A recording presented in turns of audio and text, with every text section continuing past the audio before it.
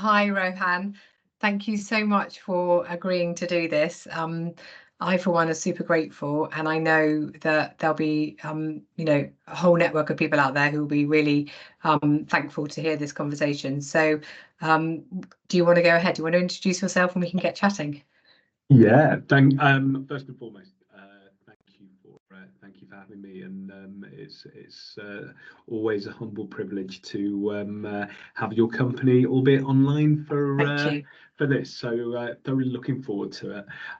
Yes, my name's Rohan Kalicharan. I mean, everyone calls me Ro. I only really get Rohan full name treatment if I'm in trouble with my mum, which still happens on a regular basis. Director of People and Culture within the philanthropy sector for an organisation called the File Foundation. Oddly enough, it may or may not, I may or may not have been led to the role by a certain company by the name of Trapeze HR. So very grateful for that connection. Away from work, marathon runner, husband, and mental health campaigner. I've just completed my tenure as a trustee of Mind, the mental health charity, which has been a privilege to serve them in that capacity. And it's a continuation of a story, through which I've fundraised, campaigned, been involved in a number of external facing pieces of work for them, which is a result of the fact that they were the organisation that really supported me at a time in my life where I had, to all intents and purposes, lost a long battle with mental ill health, and obviously that's going back quite some time when we definitely wouldn't be having a conversation like this. So I think it's so hugely encouraging that we can have this conversation, which will be seen by so many people, openly sharing experiences, openly sharing vulnerability. And when I look back at the time when I was ill, really between, I suppose, 1992 and 2006, which is a long period. It is a long period, yeah. And if I look back now, there's no way that those conversations could have happened. So I think even before we go into that conversation, it's so encouraging that despite the fact that we've got so much more to do, that we're here today in this context. There is so much. There was so much stigma, and actually, still today, for men, I know. I'm just looking at some data and reading up on it. There is still so much stigma attached because it's a pride thing. As you'll know all of this, I'm sure, and you can share that with us. But so I'm super grateful that you're having this conversation as well for that reason. So yeah, thank you for pointing that out, because that's a good reminder. Absolutely. And look, what I will say, and Harriet, when we've spoken before and when we've spoken about this conversation, I will at times potentially step into uncomfortable places, and for everyone who's listening, watching, don't be afraid to step away and come back later.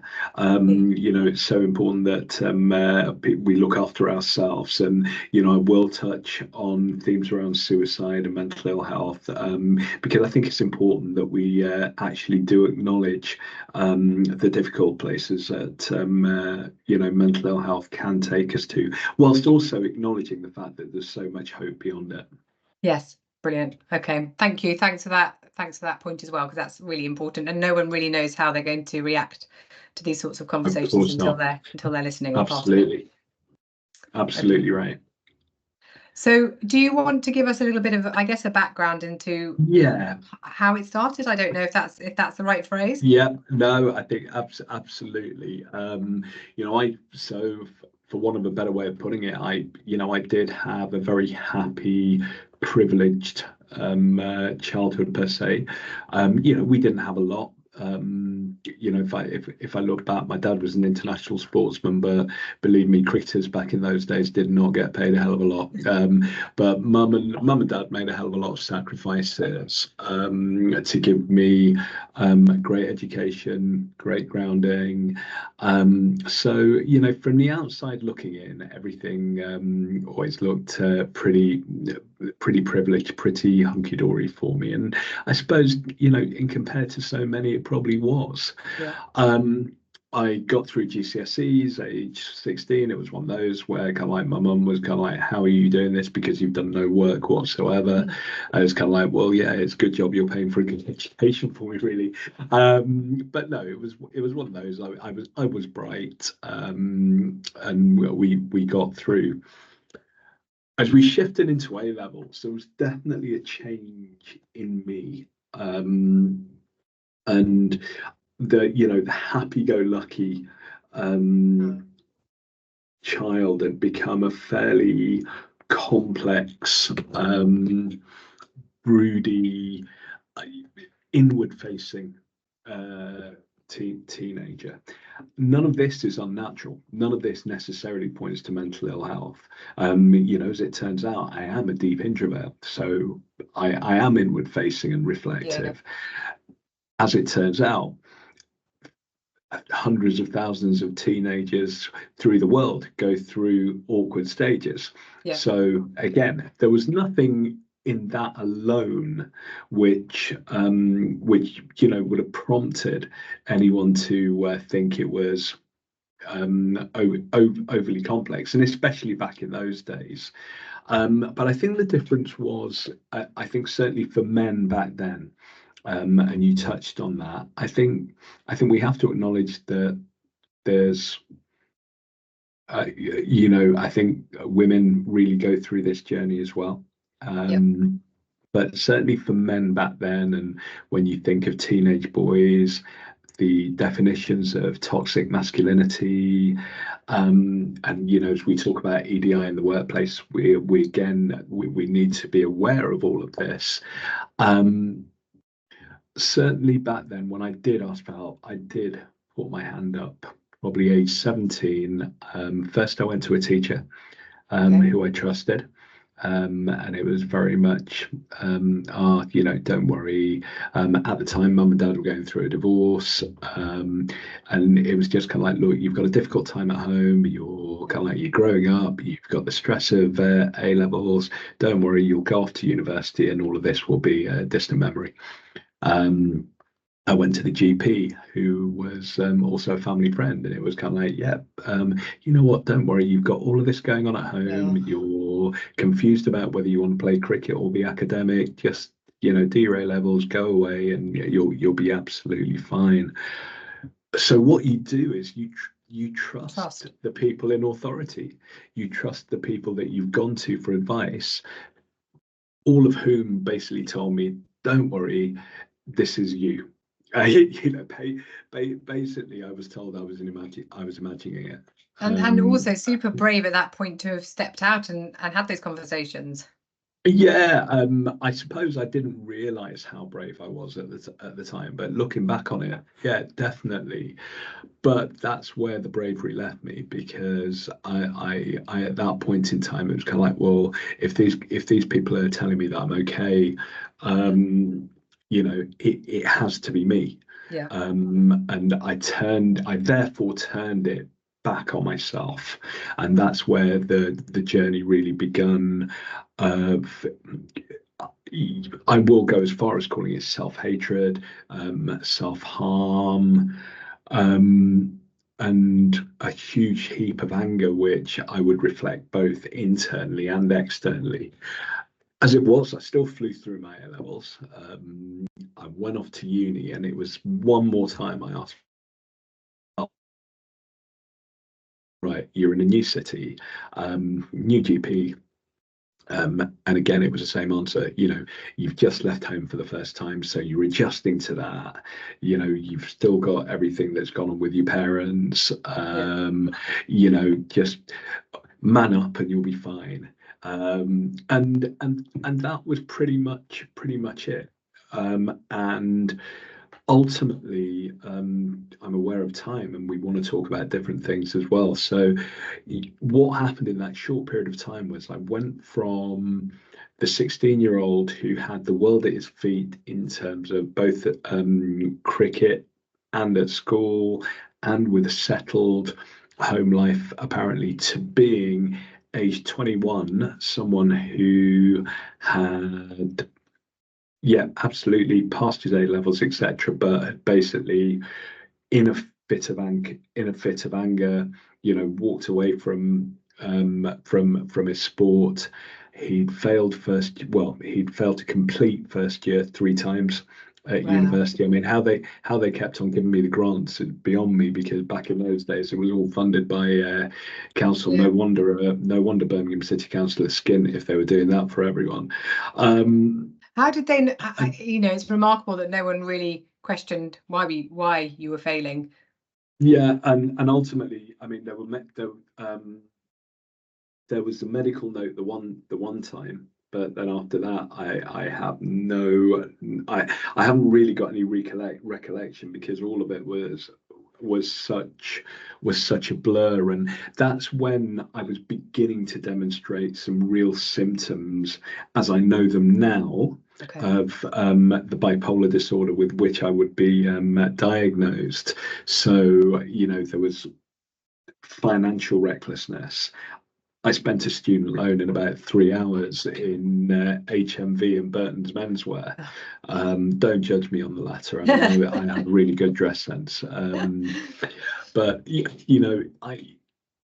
you look back, and it made no sense to anyone around me. It made no sense to me, and yet no one was picking up on this, because we were all too scared to confront things like this. So I ultimately, my life was going up in flames around me, and we go on from here.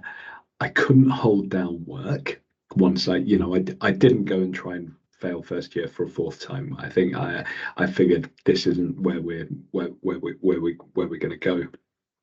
And obviously I tried to hold down work, but I couldn't, because by this point I was experiencing the symptoms of bipolar, manic periods during which I couldn't concentrate for long periods of time, periods during which I was reckless in some of my behaviors. Or if I wasn't being reckless in some of my behaviors, when I was manic, I would literally be awake for about 48 to up to 72 hours without sleep. And sometimes it would just be playing video games. But whatever it was, I was so agitated, hence the word manic, that I couldn't function properly. And I certainly wasn't able to go to work in those periods. Similarly, when I would step into a depressive phase, and hence why they used to call bipolar manic depression. You would go between manic and mania and depression. In that depressive phase, I wouldn't leave my room, and I couldn't face seeing the world around me. So that became the pattern over a long period of time. But I often talk about it as, imagine an oscillation graph. Yeah. In the early years, what would happen was, the gaps between the two would be fairly gentle. It might be a 3 or 4 month gap between episodes, and what have you. But in the as it was untreated over a period of time, it just became like that, and totally unsustainable. And during this period of time, I got further into debt, because I'd have manic spending blurts, and I wasn't earning regularly. That of course impacted on all of my relationships. I was in debt to so many people around me, but equally, from the outside looking in, still, as when I was at school, all this looked like was reckless behavior. It looked all it all looked from the outside looking in to be self-inflicted. And that's what I saw. And I looked in the mirror and saw something, someone that I absolutely despised. Could you appreciate that? Or was that when you were coming out of it? Could you appreciate that this wasn't you and you didn't like this, but you couldn't help yourself? Or was this towards the end of that kind of time? Yeah, no, it was I couldn't appreciate that at all. For me, it was just I absolutely despise myself. Look at what's going, there was confusion, there was anger, but there was simply an absolute despair of failure every single day, and every day I looked in the mirror, I saw someone who totally failed at life. And again, you compare yourself to your peers around you who have, by this time, they've got their jobs, their families, whatever it is, and there's me kind of like with absolutely nothing but debris and catastrophe all around me. Yeah. And it got to the point where it wasn't sustainable. And what would happen back in those days as well, I did again a couple of times. So I wasn't always not brave, but there were a couple of times when I did, again in my mid-20s, go back to the doctor. But what I now know, again with bipolar, when I went to the doctor, would be in that depressive phase. In a manic phase, you feel untouchable. So in the depressive phase, you'd go back to the doctor, and actually at that point in time, what they typically see is someone that's depressed. So what they were doing was giving me antidepressants, which is probably the most dangerous thing you can do to someone with bipolar disorder, because actually you're taking a mood disorder and you're taking someone who's already at his most dangerous to self. In my case, when I'm in an elevated state, and you're taking that mania and multiplying it because you're ultimately prescribing me a mood enhancer. So ultimately, I was an accident waiting to happen, and that accident did happen. And ultimately, the first two occasions were cries for help.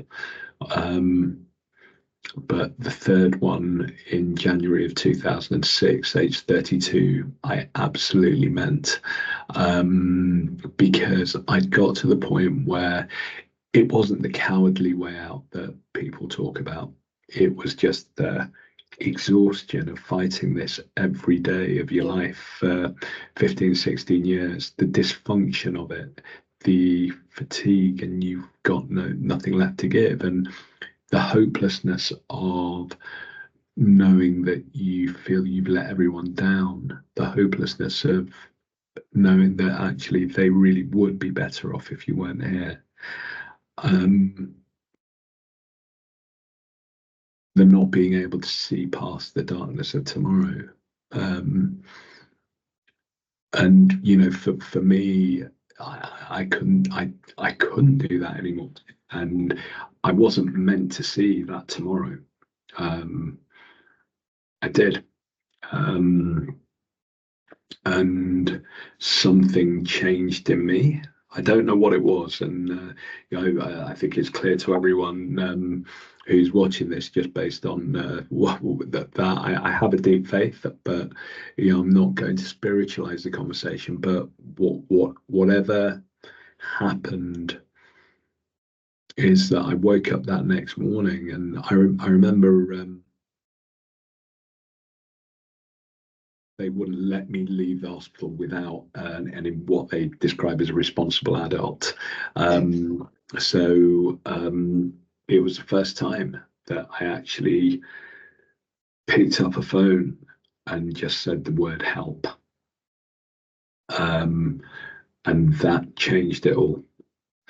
And from there on in, of course, it's been a long journey to where we are 18 years later, but that was the beginning of a very new chapter, a very new adventure. I was very fortunate, and for all of you watching here, this is why employee assistance programs, which were very much in their early stages, nascent stages back then.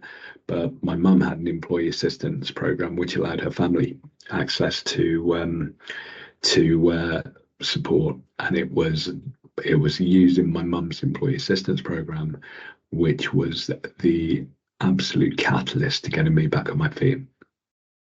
And that is wonderful, because I think so many people just discard it and don't think of the importance until likely they need it. And I really want to talk about that, but I hope I articulate this in the correct way. It sounds like a really odd question to ask, but when you talk about and obviously in your mind you're going back to those times, those three times, when you talk about it, how does it make you feel now? And I know that sounds weird, but what emotions stir in you? Because obviously that's taking you back to a time, but you're here now and your life is so different. I have a deep amount of compassion for that boy, someone who was lost, broken, incredibly brave unintentionally, and somehow got through to that point. So I look back on that person with a lot of love and a lot of compassion and a lot of sympathy for the journey that they walked. And I realise that actually the person that's in front of you now is a result, and a positive result of that journey. I wouldn't be the person that I am now as a people leader, as a husband, without that.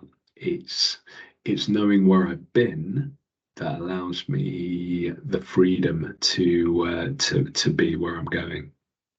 That's lovely. I mean, obviously clearly wish that you hadn't had to experience that, but that's lovely. That's a lovely way to look at it, but also to share with others. So thank you for that. Very welcome. I'm so appreciative of this, because even just listening and having this conversation is stirring emotions in me. So thank you. Are you comfortable now to not to whiz on, but to move forward to that EVP plan, so that employee assistant plan rather, and the importance of that, and also the workplace and supporting people. And look, the great thing is that you don't have to have a massive budget to look after people. Don't get me wrong, of course there is expenditure, investment that's needed, and there are some things that you can do that will cost money, but there are other things that you can do culturally which create a safe space, which create an environment in which people can thrive in terms of their well-being as well as performance.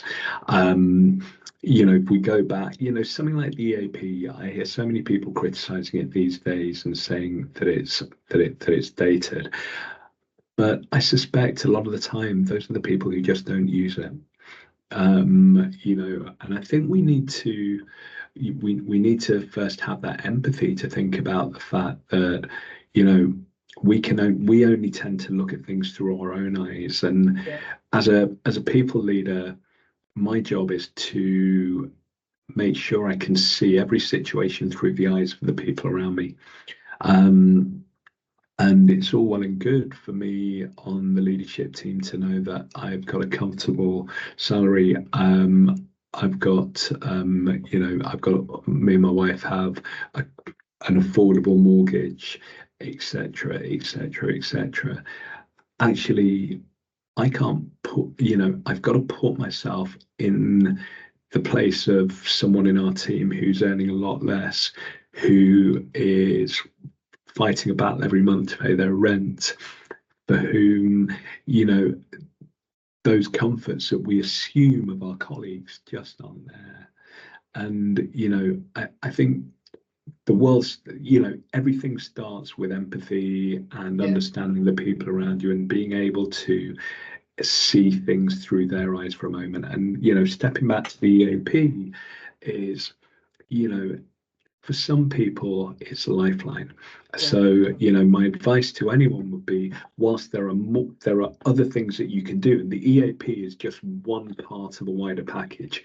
In isolation, it doesn't work, but it's a really good starting point to be able to tell your people, actually, if you are going through a difficult period, here is a very confidential support service that we can offer you.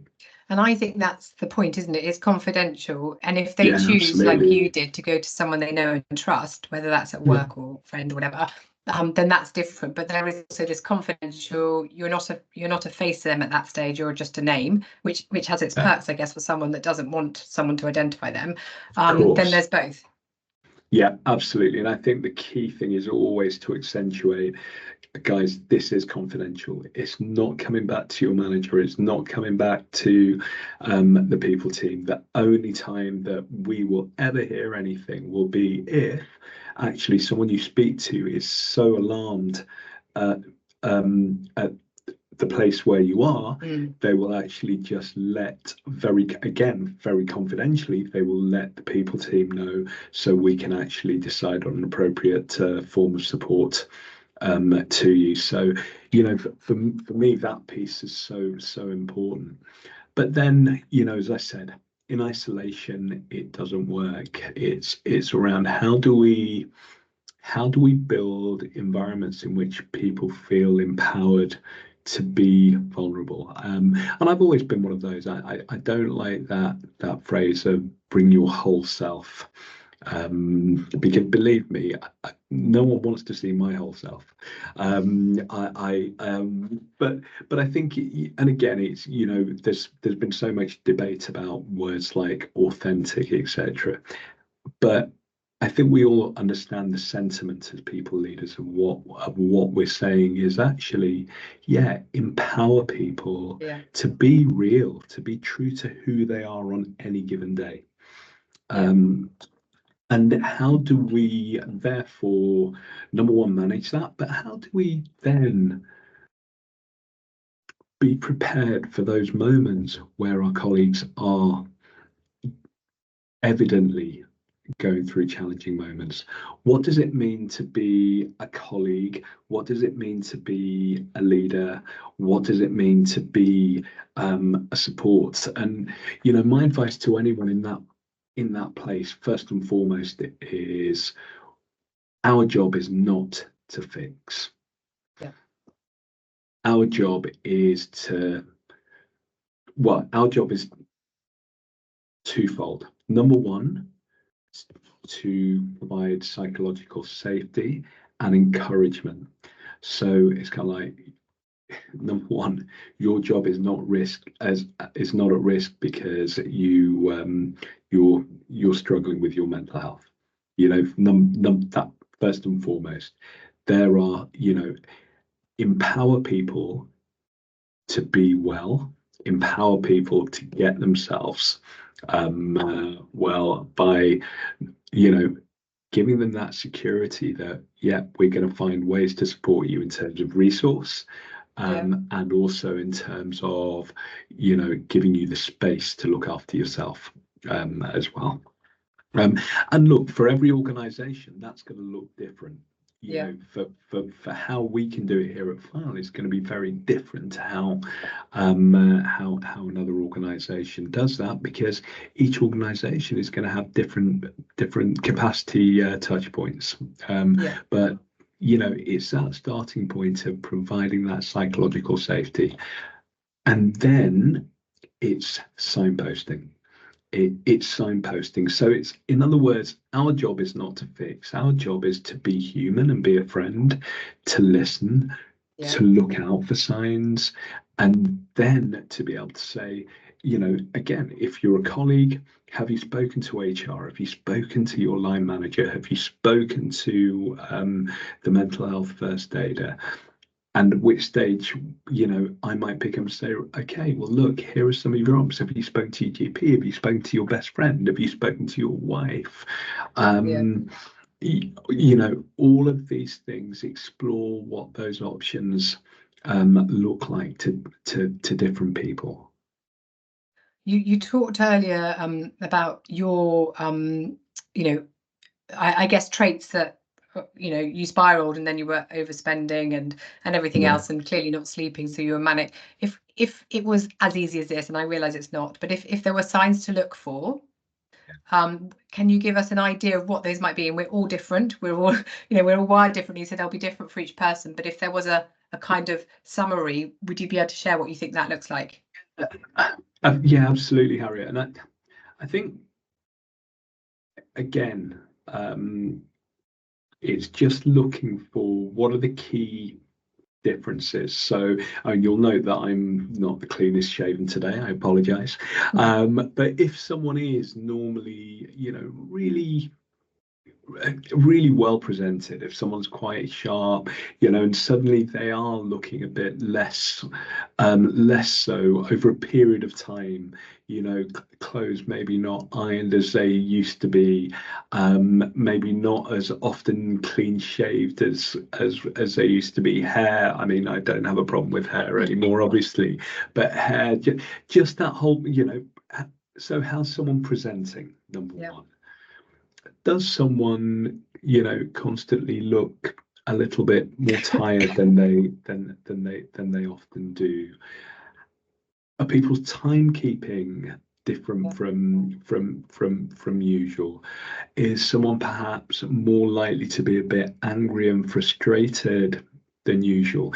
Is someone who normally hangs around with other people and this has actually become more difficult in some cases with remote and hybrid, because people can put up a different facade behind a screen. But you know, when they're in the office, are they less engaged with other people? So you know, they're just social signs that, you know, not all's as it normally is. You know, another one, for example, as obvious as it sounds, at the start of the month after payday, you know, is someone, you know, will someone have a kind of like has someone towards the end of the month, probably I should put it, is someone towards the end of the pay month kind of like evidently not having their lunch, or the lunch being a lot smaller, and all of those pieces can lead into the symptoms of you know, and I'm not going to say being mentally unwell, but actually, you know, just being in that difficult place. And, you know, leading on to that is then, how do you actually broach the subject? And again, as a colleague, you might just want to have you know, speak to the line manager. Have you noticed this, by the way? Or if you're a line manager, you might just kind of like mention it to your people team. It's kind of like, have you noticed it? So you might just want to, you know, double check that has someone else seen this in that person. And then look, you know, the difficult bit for all of us is, how do you start that conversation? You know, and it's not the old, you know, we've got the cliches about the water cooler conversation, but ultimately it can be as simple as a, how are you? You know, it really is, how are you doing? To which, yeah, they probably will say, yeah, I'm absolutely fine. How are you? And you can probably gauge during that conversation of even in 2-3 minutes, you might be able to gauge, oh, actually, they really are okay. But you might come away still thinking, yeah, I'm not sure about that. And at which point you're kind of like, what do I do next? Well, actually, what I do next is when I see them tomorrow, I'll ask them, how are you?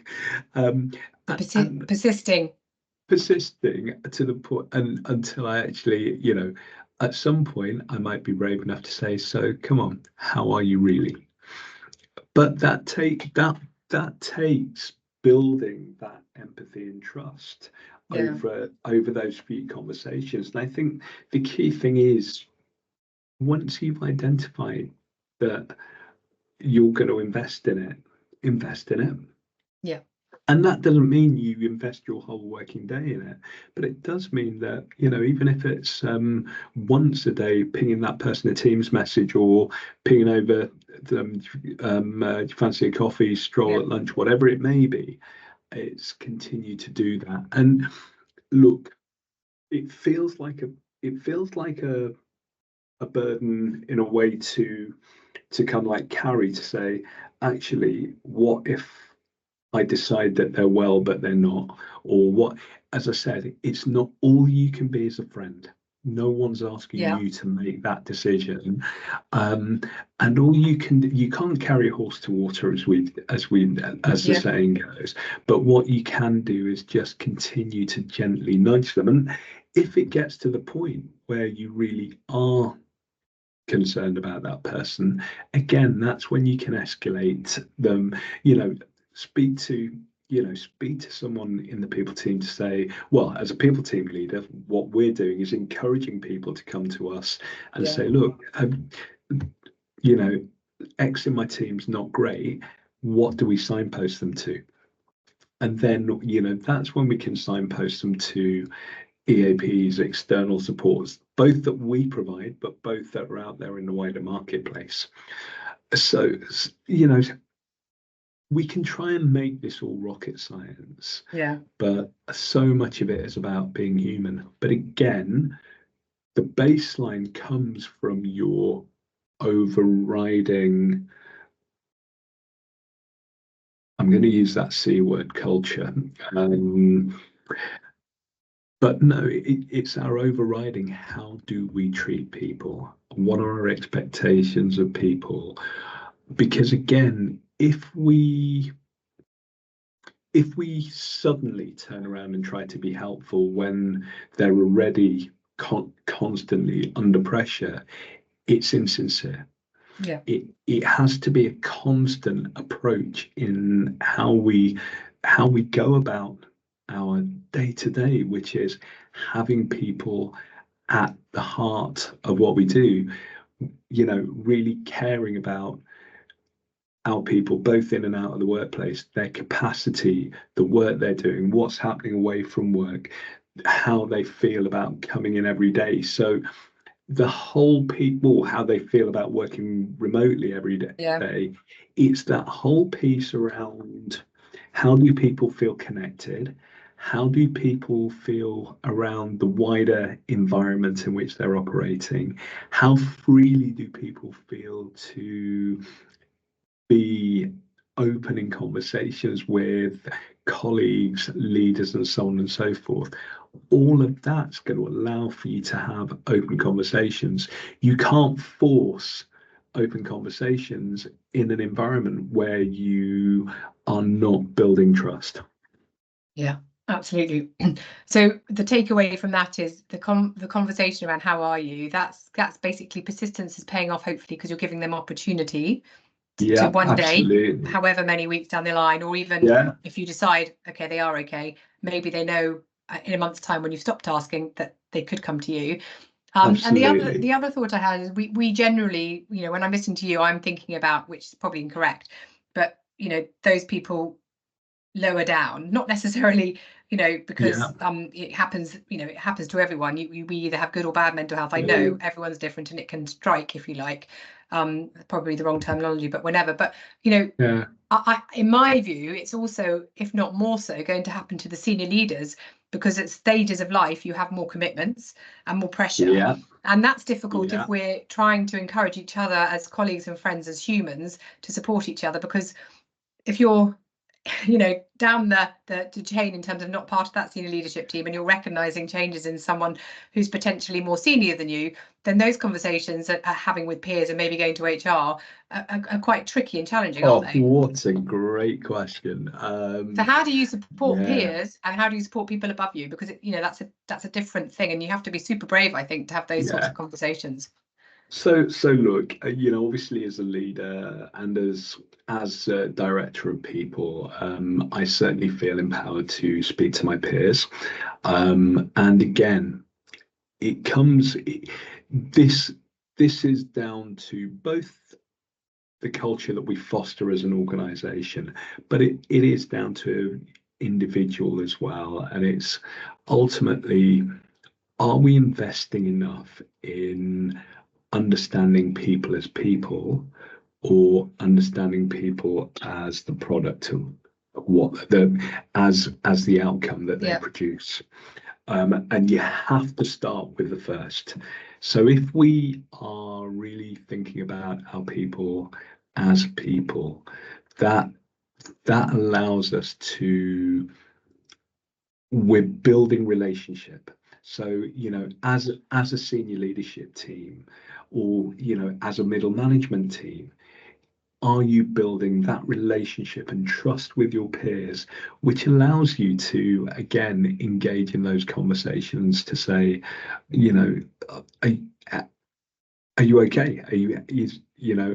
How are you away from work? What's happening with the kids? What's happening over the Easter holidays? Because you've got this big, I know you've got so much on at work, but you're going to be away for a couple of weeks. Have you got any holidays planned? Just really getting a sense of the bigger picture. My work is just a small part of our lives. It's an important part of our lives, of course it is, but it's a small part of who we are. And actually, are we taking the time to invest in our work relationships? And by that, it doesn't mean that all of your colleagues have to be your friends, but ultimately we're going to spend so much time with them, actually investing in those relationships in the same way as we invest in relationships outside of the workplace, again, will allow us to have those conversations. In terms of how we escalate up, now that's really challenging. And it may, there are different ways of doing it. It may be that that's one way you do speak to another leader, whoever your leader is, kind of like, or speak to, if it's your leader that you're concerned about. It's kind of like you might speak to the director of people, and I'll probably say, no, go away. But it might be, just to say, look, I've had a couple of interactions with, with this person. They just don't seem themselves at the moment. Am I reading too much into it? And it could just be a simple one like that, which triggers further conversation. So I think that, the message there is, don't be afraid to talk to someone else if you think that they can be the bridge. Brilliant. If but if you, again, you may have a decent relationship with that leader already, to be able to say, to be able to relate to them in that non-work and non-hierarchical context. And ultimately, I mean, the thread of this has always been, if you're a good human and a kind human, then actually it doesn't matter really what level or someone is. And we're not defined by our jobs really in life, are we? So actually, you're simply another human walking along the pavement next to this person. Spot on. And I think that's why it's so important that leaders demonstrate humanity. Leaders live by the values and behaviors that we are expecting of our people, because ultimately only then can you really drive that overall company non-hierarchical or two-way direction and flow of trust, of relationship building, which goes in both directions. It's so critical. And that's why when we talk about, I suppose, culture, that's where the what we do every day, the levels of transparency, the levels of communication, the taking the time to, as a manager, what's the biggest thing I can do to build a relationship with my people? Well, actually, make sure I put the regular one-to-ones in the diary, and make sure I stick to them and don't cancel them at 5 minutes notice. What are the small things that I can hold myself accountable for? Is being reliable, being present, being visible. And again, by being present, that doesn't mean being in the room in the office. That means being present in the moment with my colleagues. And that can be in this day and age. Fortunately, we can be absolutely anywhere we want to be, well, within reason. Yeah. So it's how do we ensure that we're present? How do we ensure that we are, again, visible and relational to those around us? And as people leaders, we have the privilege of driving that within the environments in which we work. We don't own it, but we are the guardians, and therefore we can feed so much into this. And that in itself means that we have to be so much more resilient, because look, and there will be non-people leaders perhaps who watch this at a different point in time who are going to be saying, oh yeah, that's it, the HR lot putting themselves on a pedestal again. However, reality is, in the workplace, we're expected to be everything to everyone. And especially if you're working in a smaller startup scale-up environment, and that could well be so. If you're a team of one, a team of two, and suddenly, as well as doing your job, and as well as having difficult conversations and doing complex work, you're also being mum, dad, brother, sister, leader, confidant to 40 odd other people around you. Yeah. Really, really, I implore you all, the biggest thing that you need to think about is actually, therefore, how am I creating space for myself? What am I doing which feeds me, that means that I come in tomorrow feeling rested, decompressed, and ready to do this again? Yeah. Wow, there's so much there. Can I ask one final question? I mean, I could go on forever, but I realise, we're probably overrun. How do you keep on top of your well-being now? Because I don't know whether I don't know whether once someone gets to that stage, it's very hard to not dip down sometimes. And it could be for me that tomorrow it suddenly happens to me. I don't know, but surely we all have different coping strategies. Yeah.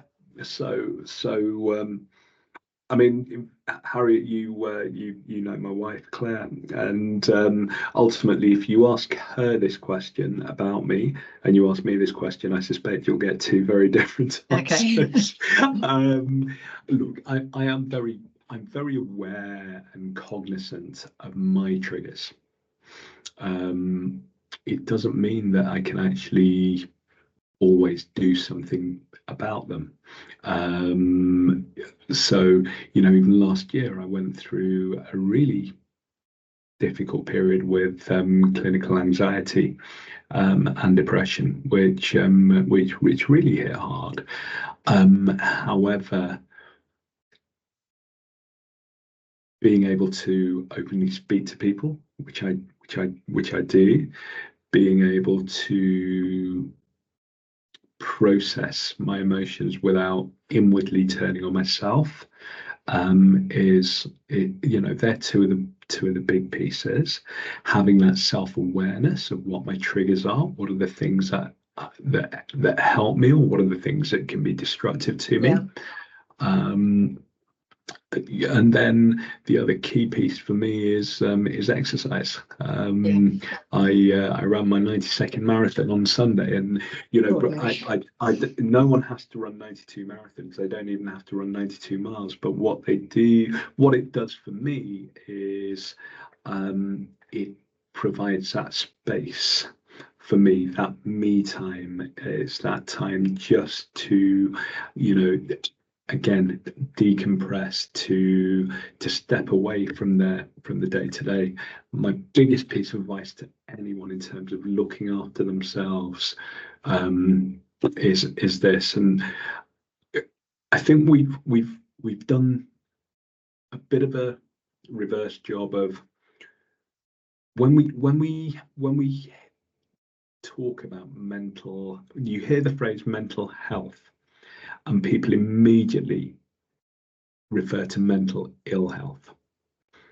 They're constantly, you know, the minute you say the word mental health, people are saying, oh, ill, depressed, anxiety, bipolar, schizophrenia, whatever, all the trigger words, all the fairly stigmatic words still, and all of the negative connotations.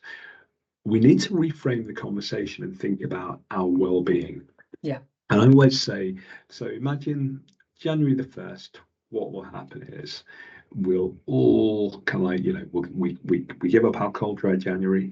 We commit to, well, 5 fruit a day is not enough. We're going to have 25, and the queue for the gym goes all the way back there. But none of that's actually going to stop you getting a cold. None of that's going to stop you, sadly, getting something much more serious than that.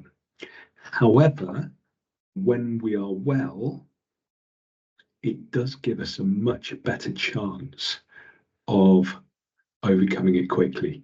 So if you do get a flu virus, isn't it amazing that if you are a fit, healthy human being, you probably are back out and about in, you know, 3 or 4 days as opposed to 3 or 4 weeks. And that's the nature of looking after ourselves. And it's the same with our mental health. So what's the resilience? What's the mental wealth that you can build, which means that if you happen to be one of the 1 in 4 people in this country who will experience mental ill health in any given year, if that's you, what are the things you can do to be in a position where you built that mental wellness, that resilience, which allows you to manage that better? And that's what we need to be thinking about. And, you know, I always think, what is it that you can do every day for a minute or 2, or even an hour or 2, which allows you to step away from the forced state of anxiety that we've forced ourselves into? Because we're all here, we're all worried about the meeting that we've got in 2 minutes, or concerned about the meeting we had an hour ago. So actually, what is it that's going to allow us to live in the present for a little bit every day? Because by living in the present, we can begin to strip away so much of the anxieties that we bring on ourselves. And, you know, so part of that, again, is that we're in a 24-hour switched on culture. So bringing it back to work, how are we going to allow our people to switch off while still being productive? And, you know, how do I switch off? Yeah, when I go for a run, my phone's not going anywhere near with me, my work phone, etc. When I went on holiday, the leadership team knew how to contact me if they had to via my personal WhatsApp phone, but my laptop and work phone stayed at home. And look, they're just personal examples. But the key thing is, for me, it's running. For another person, it might be cooking, it might be going to a walking group, it might be poetry, it could be absolutely anything. But what are you going to do that allows you to just step into your happy place and bubble for a little bit every day, and begin to step away from the anxieties that's being forced on us from every direction? Thank you. That's really helpful. It's been really special to have this conversation. I'm really grateful that you've been so open and willing to share. Thank you very much. I know it's going to help a lot of people, and for those people that you know, don't need the help per se, but need some education, it's going to have really made a difference. So thanks a lot. It's been really, really been great. An absolute privilege, and as always, Harry, it's so lovely to speak to you. Thank you for having me. Thanks, Rohan. Bye.